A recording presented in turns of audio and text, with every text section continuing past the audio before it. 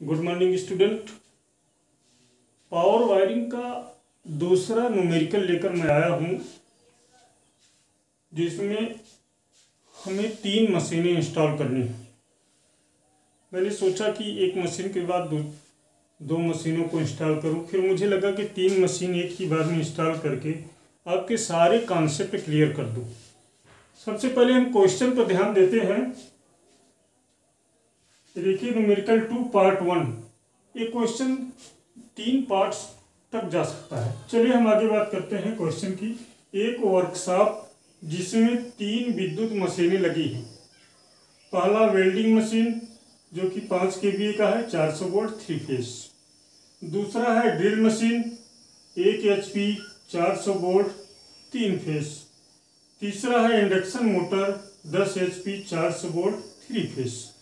इसका इन्होंने इस चित्र में पूरा डिटेल भी दे दिया है, क्वेश्चन में नोन है, इन्होंने सारे लेंथ दे रखे हैं।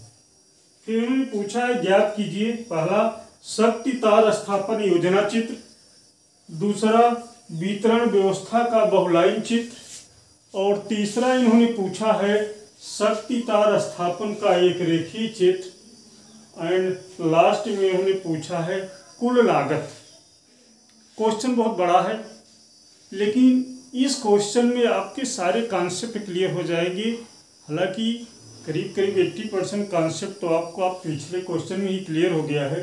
जो 20% कॉन्सेप्ट है, जो चीज़ें उसमें नहीं बताई गई थी, इस क्वेश्चन में मैंने उसको ले लिया है।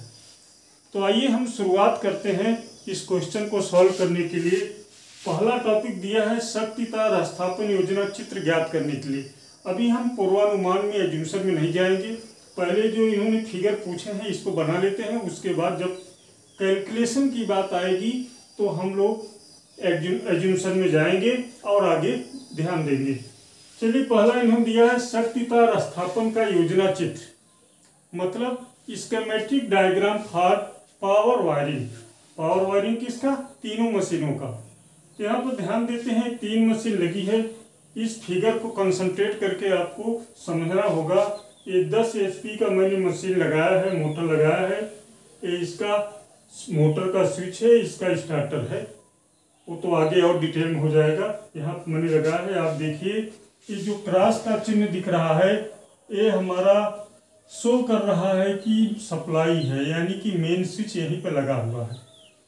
तो मेन स्विच से अगर इस मोटर तक हम पहुँचते हैं तो टोटल लेंथ आता है 2.5 मीटर। ऊपर मुझे जाने की जरूरत नहीं है, उसके बाद इधर मुझे साइड में आने की जरूरत है। तो पहले हम यहाँ तक पहुँचे तो हमने लेंथ दिया है 2.5, और इस दीवार से कितनी दूर है? 3 मीटर। तो पहला का 10 HP का क्लियर हो गया। ये हमारा स्कीम डायग्राम कैसे बनेगा, इसके लिए हमने एक कंड्यूट लिया है और यहाँ पर ले आकर मोटर के स्विच बोर्ड में दिया है, और यहाँ तक का लेंथ क्योंकि 0.5 के ऊपर से गया है 2.5 होगा। उसके बाद यहाँ से लेकर यहाँ तक का लेंथ, यानी जहाँ पर मोटर लगा है, 3 मीटर होगा, जैसा कि इस फिगर में दिया हुआ है। सेकेंडरी हम आते हैं 1 HP के मोटर में। 1 HP के मोटर में भी हम एक कंड्यूट निकालेंगे। देखिए बीच वाला जो कंड्यूट निकल कर जा रहा है यहाँ से, इसको ले आए हैं हमने, 1 HP मोटर को दिया है। तो ये भी यहाँ से कितना रन कर रहा है? 2.5, और यहाँ से +1, ये ध्यान दीजिए, 2.5 +1 +3 इतना आया। कहाँ पर? ये दीवार पर, जहाँ पर हमें मोटर स्विच को हमने लगाया है। इस तरह से इसका लेंथ हमने दिखा दिया। अगर आप देखेंगे तो आएगा 2.5 +1 3.5 +3 6.5 +3 9.5 लेंथ आएगा। लेकिन ये कहाँ तक का लेंथ आएगा? दीवार तक। फिर दीवार के से आगे हम मोटर को ले जाएंगे, वो लेंथ अलग से जोड़ेंगे। ये हमें जो दिया है इसको हम देख रहे हैं, आगे वाले में हम आपको बताएंगे कि कैसे लेते हैं। तो इसका लेंथ हो गया। उसी प्रकार से 5 kVA का इन्होंने एक वेल्डिंग मशीन लगाया है। हालांकि वेल्डिंग मशीन के लिए हमें फाउंडेशन बनाने की जरूरत नहीं है, इसलिए कि 1 HP का ये जो ड्रिल मशीन है इसके लिए भी फाउंडेशन बनाने की जरूरत नहीं है। इसके लिए तो हम स्टैंड से भी काम चला सकते हैं। जहाँ पे स्टैंड से काम चल सकता है, क्योंकि लो वेट होते हैं। जहाँ पे स्टैंड से काम चल सकता है वहाँ पर हमें फाउंडेशन बनाने की ज़रूरत नहीं होती, लेकिन स्थापित उन्हें दीवार से 1 मीटर की दूरी पर ही करना है। चलिए फिलहाल 5 kV मशीन की बात करते हैं। 5 kV मशीन के लिए भी यहीं से हम सप्लाई ले आ रहे हैं और ये यहाँ तक आए। इसका भी लेंथ पूरा जोड़ते हुए यहाँ तक लेंथ इसका जुड़ जाएगा, जहाँ तक हम मोटर के सामने दीवार पर, मोटर तो दीवार से दूर है लेकिन दीवार तक जहाँ हम पहुँचे हैं ग्राउंड से 1.5 मीटर ऊपर, वहाँ तक का लेंथ यहाँ तक जोड़ा जाएगा, यानी 3, 3, 6, 3, 9, 10, 12.5 मीटर ही लेंथ आएगा। इस तरह से हमारी तीनों मोटर के लिए एक योजना चित्र बनाया जाता है। अगर एक मोटर होता तो भी बनाते। पिछले न्यूमेरिकल नंबर 1 में हमने योजना चित्र नहीं बनाया था, क्योंकि योजना चित्र की हमें आवश्यकता ही नहीं पड़ी। अगर योजना चित्र पूछ लेता है तो हमें इस तरह से ये दिखाना होता है कि कौन सी मोटर मेन स्विच से कितनी दूरी पर है। चलिए हम क्वेश्चन इसका पार्ट 2 पे आते हैं। वितरण व्यवस्था का बहुलाइन चित्र बनाइए।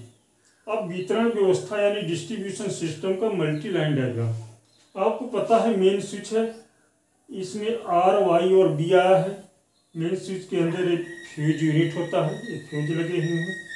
और मेन स्विच से डिस्ट्रीब्यूशन बोर्ड की दूरी जो होती है वो 0.25 मीटर रखा जाता है। मेन स्विच से डिस्ट्रीब्यूशन पोल की दूरी 0.25 मीटर रखा जाता है। ये आगे आपको दिखाएंगे हम, यहाँ पर भी हमने शो कर दिया है। तो यहाँ से हम आउटपुट निकालते हुए आते हैं डिस्ट्रीब्यूशन बोर्ड को, ये देते हैं। डिस्ट्रीब्यूशन बोर्ड को हमने आउटपुट दे दिया, इसका आउटपुट निकाल के इसको इनपुट के रूप में दे दिए। उसके बाद यहाँ से हमने देखिए 3 आउटपुट निकाले हैं, तीनों में हमने फ्यूज यूनिट लगाया है।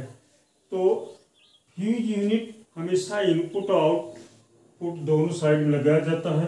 तो यहाँ इसको जो इनपुट मिल रहा है इससे फ्यूज यूनिट से मिल जा रहा है, यहाँ से जो आउटपुट निकल रहा है इस फ्यूज यूनिट से मिल जा रहा है। तो देखिए 5 kV के लिए हमने एक परिपथ बनाया है, 1 HP के लिए दूसरा परिपथ बनाया है तथा 10 HP के लिए तीसरा परिपथ बनाया है।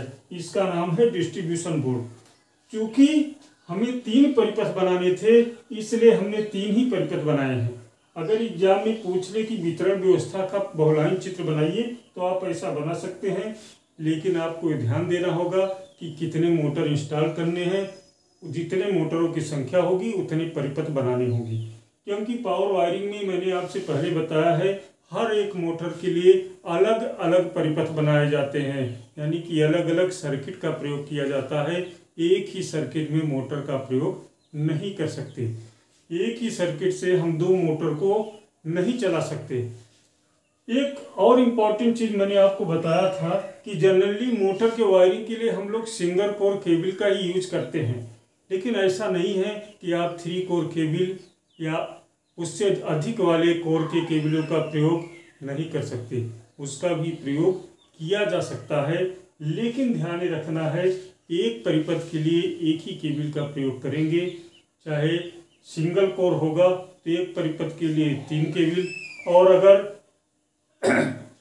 3 कोर होगा तो एक परिपथ के लिए 1 केबल का प्रयोग करेंगे। तो स्टूडेंट आज पार्ट 1 में हमने इन 2 चीज़ों को सॉल्व किया, शक्ति तार स्थापन योजना चित्र और वितरण व्यवस्था का बहुलाइन चित्र। नेक्स्ट लेक्चर में न्यूमेरिकल 2 के पार्ट 2 में हम आगे बढ़ेंगे, शक्ति तार स्थापन का एक रेखीय चित्र बनाएंगे, यानी पावर वायरिंग का सिंगल लाइन डायग्राम बनाएंगे।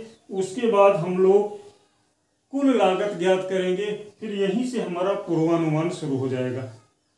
Thank you. नेक्स्ट लेक्चर में आपसे फिर मिलेंगे।